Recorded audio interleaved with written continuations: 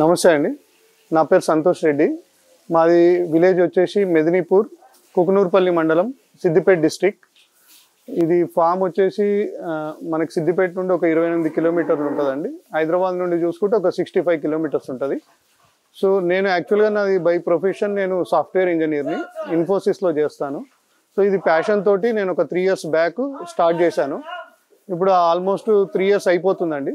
So నేను start చేసినప్పుడు గిర్రావులతో start చేశాను. సో గిర్రావులతో మనకు అప్పుడు ఇనిషియల్గా ఒక 14 cows తీసుకొచ్చి హైదరాబాద్లో డోర్ టు డోర్ డెలివరీ చేసేవాళ్ళము. ఎర్లీ మార్నింగ్ ప్రతిరోజు హైదరాబాద్ తీసుకెళ్ళి చేసేవాళ్ళం. ఆ తర్వాత స్లోగా ఇంకా డెలివరీస్లో మాకు కొంచెం వర్కర్స్తో ఇబ్బంది అవన్నీ చూసి కొంచెం ఇంకా నేను రిస్క్ తగ్గించుకుందామని చెప్పేసి ఇంకా అక్కడ స్లోగా గిర్ నుండి హెచ్ఎఫ్కి కన్వర్ట్ అయ్యాను. సో ఆ కన్వర్ట్ అయ్యాక స్లోగా ఇంకా షెడ్ ఇక్కడే స్లోగా ఎక్స్టెండ్ చేసుకుంటూ ఇప్పుడు ఈ 3 yearsలో చిన్నవి పెద్దవి అన్నీ కలిపి ఒక 95 యానిమల్స్ ఉన్నాయండి ప్రజెంట్ ఇప్పుడు మన ఫామ్లో.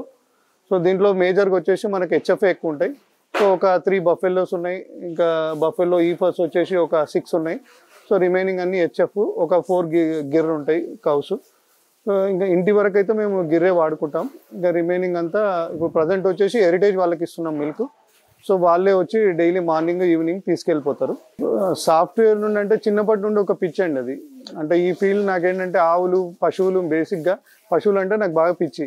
సో ఆ పిచ్చితో ఏంటంటే చిన్నప్పటి నుండి నాకేంటంటే ఎప్పటికైనా కూడా ఒకటి పెట్టి నేను ఒక ఎంప్లాయ్మెంట్ నేను క్రియేట్ చేయాలి, చేసి ఒక నా ద్వారా ఒక 10 మంది కన్నా ఉద్యోగ అవకాశం నేను కల్పించాలి అని చెప్పేసి నేను స్లోగా చాలా రోజులు స్టడీ చేసి నేను చేశాను.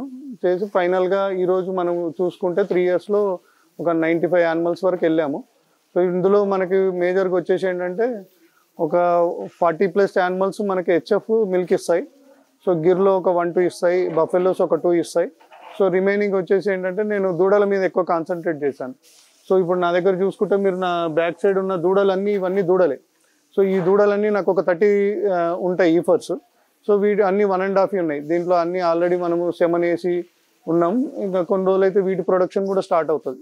సో ఇవి ఏంటంటే మనం అమ్ముకుంటే అమ్ముకోవచ్చు, లేదా మనకే రేపు పొద్దున మిల్క్ యాడ్ అవుతుంది అనే ఉద్దేశంతో నేను ఒకటేసారి మొత్తం ఆవులే పెట్టుకోకుండా మనం స్టెప్ బై స్టెప్ కొన్ని ఆవులు కొన్ని దూడలు అలా 2 మిక్స్ చేసుకుంటూ వచ్చామండి.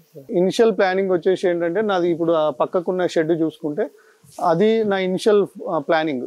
సో మళ్ళీ నాది లూజ్ హౌసింగ్ సిస్టమ్. ఎందుకంటే నేను ఫస్ట్ గిర్రావులతో స్టార్ట్ చేసినప్పుడు గిర్రావులను లూజ్ హౌసింగ్లో ఉంటేనే బాగుంటుందని చెప్పేసి ఈ షెడ్ ఉన్న ప్లేస్ ఇదంతా 24 hours ఖాళీగా తిరిగేవి బయటని.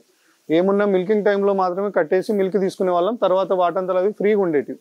కానీ ఇంకా ఆ తర్వాత ఏంటంటే ఈ హెచ్ఎఫ్కి రావడం వల్ల స్లోగా ఇంకా నేను పెంచాను. ఇటు సైడ్ షెడ్ వేసుకోవడం. ఇప్పుడు కూడా మేము ఏంటంటే ఈ లైన్ మొత్తం మేము నైట్ బయటికి వదిలేస్తాం. ఇవి నైట్కు మనకు లూజ్ హౌసింగ్లోనే ఉంటాయి. సో తర్వాత ఇంకా జస్ట్ ఈ వర్షాకాలం అయిపోయాక ఈ బ్యాక్ సైడ్ కూడా ఒక 4 acres ఉంది. సో దీంట్లోనే ఇక్కడ నుండి కుల్లా వదిలేస్తాం. అవి కూడా ఇవన్నీ నా ప్లానింగ్ ఏంటంటే కంప్లీట్గా లూజ్ హౌసింగ్లోనే ఉండాలి.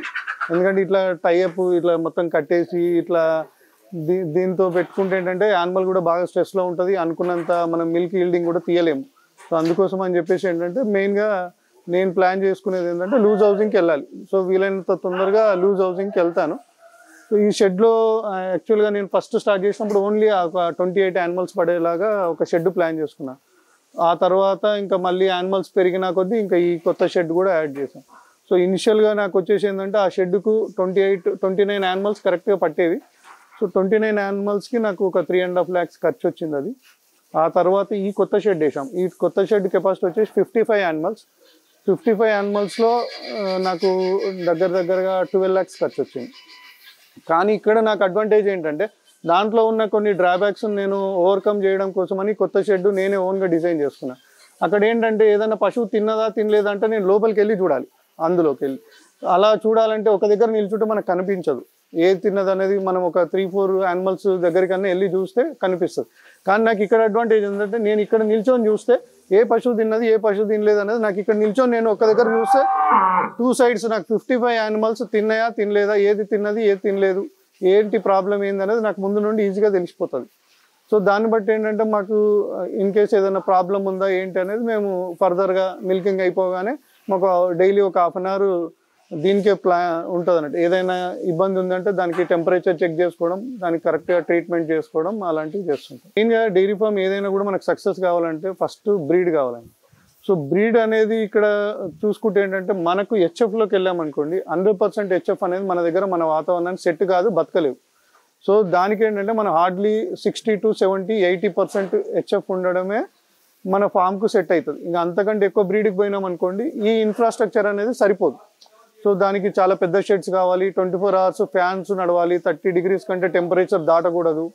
సో ఇవన్నీ చాలా ఉంటాయి. ఆ ఛాలెంజెస్ అన్నీ ఏంటంటే ఒక చిన్న రైతుకి, మధ్యతరగతి రైతుకి అవన్నీ అంత పెద్దగా మనము ఖర్చు పెట్టాలంటే కూడా వెనకాడాల్సిన పరిస్థితే. సో అందుకోసమని నేనేంటంటే బ్రీడ్ ఒక 60 to 80% వరకే తీసుకున్నాను. సో దీంట్లో ఏంటంటే పర్ టైం నాకేంటంటే ఫస్ట్ లాక్టేషన్ అనుకోండి ఒక 8 liters పైన ఉండేలాగా చూసుకున్నాను. సెకండ్ లాక్టేషన్ అయితే 12+ ఉండాలని చూసుకున్నాను. సో దాని ప్రకారం నేను బ్రీడ్ అవన్నీ చూసుకొని ప్లస్ దాని ఏజ్, మనం ఆవులు కొనడానికి వెళ్ళినప్పుడు దాని ఏజ్ ఎలా ఉంది, దాని బాడీ స్ట్రక్చర్ ఏంటి, దాని మిల్క్ లైన్స్ ఎలా ఉంది, అవన్నీ అడ్డర్ ఎలా ఉంది, కంప్లీట్గా అన్నీ చెక్ చేసుకొని ఆ తర్వాత నేను ఈ బ్రీడ్ తీసుకురావడం జరిగింది. ఇందులో కొన్ని ఇక్కడ లోకల్లో ఒక పెద్ద ఫామ్ తీసేస్తుంటే దాంట్లో నుండి చాలా మేజర్గా అక్కడి నుండే తీసుకున్నాను. ఇంకా కొన్ని ఏంటంటే చింతామణి, బెంగళూరు సరౌండింగ్స్లో అక్కడ ఇంకా కొన్ని పశువులు అక్కడ నుండి తీసుకొచ్చాం. ఇప్పుడు మాకు ఈ 41 యానిమల్స్ మీద పర్ టైం వచ్చేసి నాకు 250 నుండి 270 మధ్యలో ఫ్లక్చువేట్ అవుతుంటుందండి. సో ఇంకా రిమైనింగ్ మేము గిర్ర వచ్చేసి ఇంటికే వాడుకుంటాం, బఫెలో వచ్చేసి లోకల్ సేలింగ్ ఊర్లోనే సేల్ చేసేస్తాం. మా దగ్గర అయితే 14.5 వరకు తీసామండి పర్ టైం 14.5 పూటకు 14.5 liters వరకు అక్కడ లాస్ట్లో ఉంటుంది ఫస్ట్ కవు. 14.5 తీసాము. ఆ తర్వాత 14, 13.5 అలా 5-6 యానిమల్స్ ఉన్నాయండి. సో ఇంకా యావరేజ్గా చూసుకుంటే 10 liters ఇచ్చేవి అయితే చాలా ఉంటాయి. మేజర్గా 10 liters ఇచ్చేవి. కొన్ని ఆవులు, అన్ని కావు, కొన్ని కావు. కొన్ని ఏంటంటే ఇప్పుడు ఫస్ట్ లాక్టేషన్ తెచ్చాము. సో అవి కొన్ని ఏంటంటే 7 litersలో ఉన్నాయి, కొన్ని ఫస్ట్ లాక్టేషన్లోనే 10+ క్రాస్ అయినవి కూడా ఉన్నాయి. సో డిపెండ్స్, ఇంకా వాటి బాడీ బట్టి కొన్ని ఎక్కువ ఉన్నాయి, తక్కువ ఉన్నాయి. ఎన్ని సంవత్సరాలు పడుతుంది అనడం కంటే కూడా సక్సెస్ కావాలంటే ఏం చేయాలనేది చాలా ఇంపార్టెంట్ అండి. ఎందుకంటే ఇప్పుడు సంవత్సరాలు అంటే కొందరు సంవత్సరంలోనే సక్సెస్ అవ్వచ్చు, కొందరు 3 సంవత్సరాలు పట్టవచ్చు, కొందరు 10 సంవత్సరాలు కూడా పట్టవచ్చు.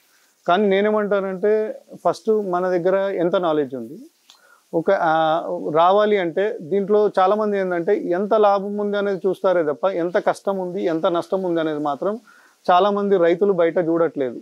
సో చాలామంది ఏంటంటే నా దగ్గర డబ్బులు ఉన్నాయి, ఇందులోకి వస్తే ఈజీ ఉంటుంది, సో 4 లేబర్ని మేనేజ్ చేస్తే అయిపోతుంది, మనకేదో వచ్చేస్తుంది అని అనుకుంటాం. కానీ దానికంటే కూడా ఎంత కష్టం ఉంది అనేది చాలా ఇంపార్టెంట్ అండి. ఎందుకంటే డైరీ ఫామ్ నడపడం అనేది ఈ రోజులలో అంత ఈజీ కాదు.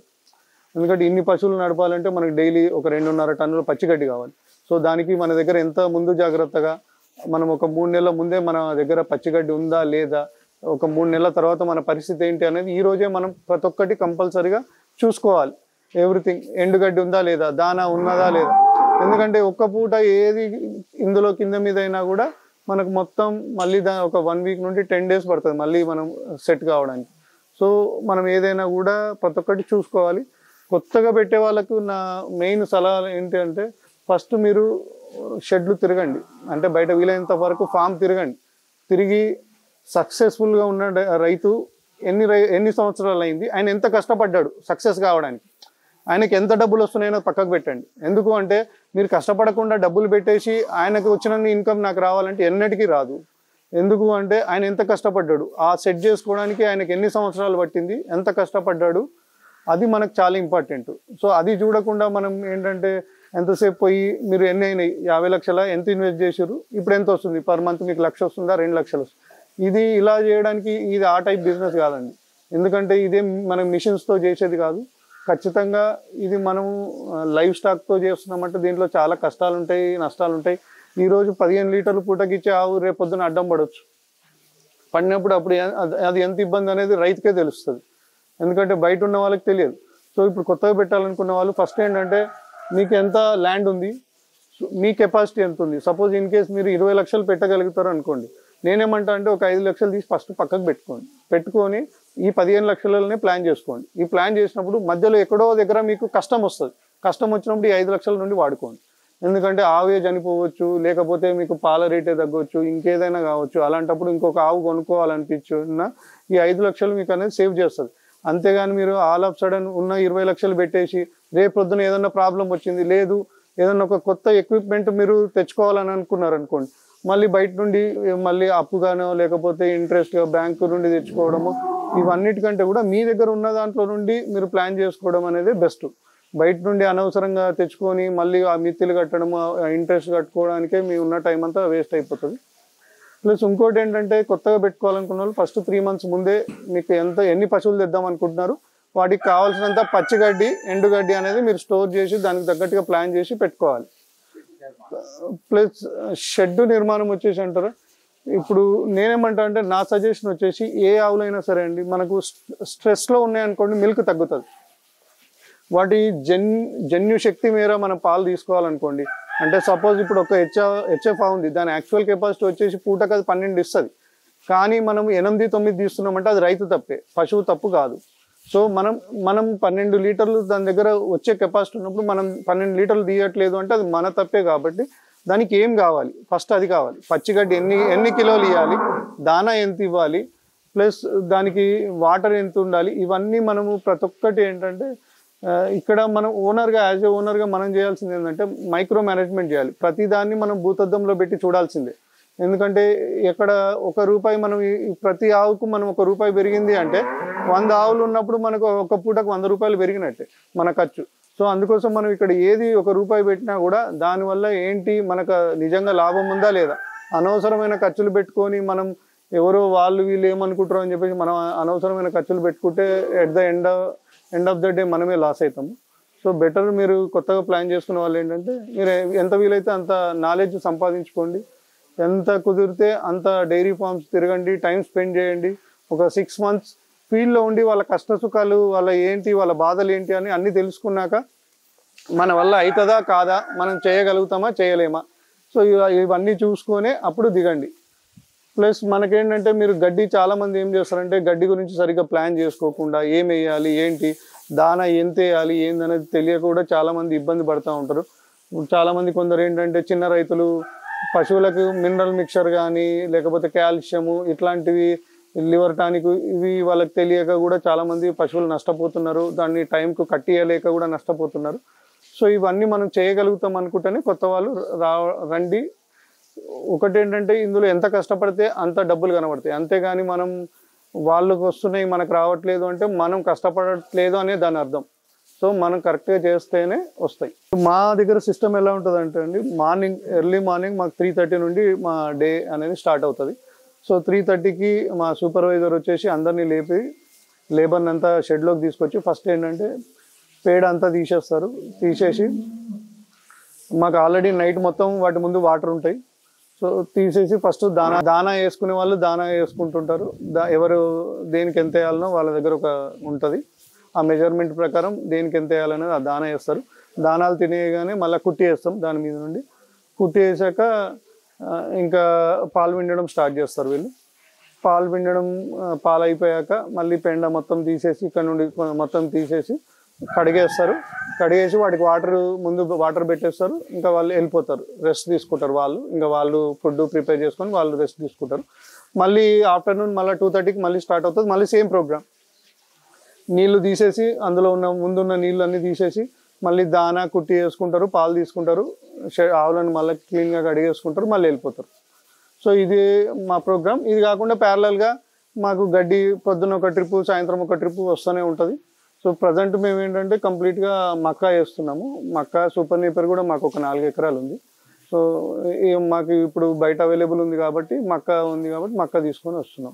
మార్కెటింగ్ అంటే అండి, నేను ఫస్ట్ స్టార్టింగ్ నేను గిర్రావులు చేసినప్పుడుగా నేను ఆల్మోస్ట్ పర్ డే 120 లీటర్స్ మేము హైదరాబాద్ డోర్ డెలివరీ చేసాం. బఫెలో మిల్క్ కూడా 90 లీటర్స్. ఇక్కడే పక్కకు ఇంకోటి నాకు పార్ట్నర్షిప్లో ఇంకో బఫెలో మిల్క్ ఫామ్ ఉండేది. సో అక్కడ నుండి మిల్క్ తీసుకొచ్చి అది రెండు కలిపి మేము పర్ డే 220 లీటర్స్ వరకు నేను ఓన్గా డోర్ డెలివరీ మార్కెటింగ్ చేసేవాళ్ళం. అప్పుడు బాగానే ఉండే. బట్ ఇంకా నాకేంటంటే పర్సనల్గా డెలివరీ బాయ్స్ రాకపోవడము అట్లాంటి ఏమైనా ఇబ్బందులు ఉంటే కానీ నాకు కొంచెం నా ప్రొఫెషనల్గా టైం సెట్ కాకపోవడం వల్ల అది బంద్ చేశాను. బట్ వీటికి ఏంటంటే హెచ్ఎఫ్ వరకు వచ్చేసరికి ఏంటంటే నేనేమంటానంటే మార్కెటింగ్ అనేది అందరం చేయలేము. ఎందుకంటే కస్టమరు ఇప్పుడు మనం చిన్న రైతులను మనం ఎక్కువ దూరం రీచ్ అవ్వలేము, మనం చాలా ఖర్చు పెట్టాల్సి వస్తుంది. సో నేను ఎందుకంటే ఇనిషియల్గా మేము చాలా స్ట్రగుల్ అయ్యాం గిర్రావులు ఉన్నప్పుడు.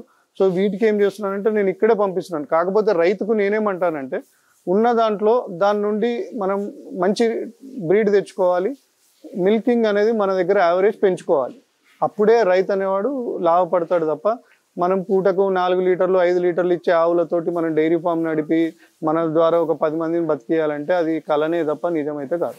లాభం ఉంటుందండి. కాకపోతే ఏంటంటే ఇంకా నేను ఈ మధ్య నాకు ఈ 3 ఏళ్ళ అనుభవంలో నాకు అర్థమైంది ఏంటంటే ఈ మక్క లేకపోతే సూపర్ నేపర్ వీటికంటే కూడా సైలేజ్కి వీలైనంత తొందరగా నేను కూడా ఇప్పుడు ఒక 6 monthsలో ప్లాన్ చేసుకున్నాను. స్లోగా సైలేజ్కి కన్వర్ట్ అవుతాను.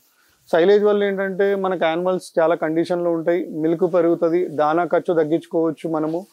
ప్లస్ యానిమల్ ఏంటంటే మనకు దాని బాడీ వెయిట్ పెరుగుతుంది. రేపు పొద్దున ఇన్ కేస్ రీసేల్ చేయాలనుకున్నా కూడా మన యానిమల్ అనేది మనం ఎంతైతే పెట్టుతామో రేటు అంతే రేటుకు మనం తీసేయచ్చు. సో దానివల్ల చాలా అడ్వాంటేజెస్ ఉన్నాయి. మిల్కింగ్ కూడా చాలా ఎక్కువ ఉంటుంది. యానిమల్ ఏంటంటే అంత ఈజీగా కూడా సిక్ అవ్వదు.